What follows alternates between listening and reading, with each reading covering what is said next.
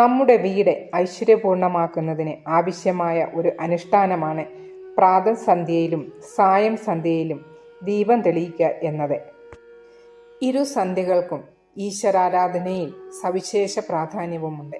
രാത്രിയും പകലും തമ്മിൽ സന്ധിക്കുന്ന സമയമാണ് പ്രാതഃസന്ധ്യ. സൂര്യോദയത്തിന് 3 മണിക്കൂർ മുമ്പുള്ള ബ്രാഹ്മമുഹൂർത്തം മുതൽ സൂര്യോദയം വരെയുള്ള സമയം ഈശ്വരഭജനത്തിന് അതിവിശിഷ്ടമാണ്. സന്ധ്യാസമയം വിളക്ക് കൊളുത്തി നാമം ജപിക്കേണ്ട സമയമാണ്. സന്ധ്യയ്ക്ക് 1 നാഴിക എന്ന് പറഞ്ഞാൽ 24 മിനിറ്റ് മുമ്പ് ദീപം ജ്വലിപ്പിക്കണം എന്നാണ്.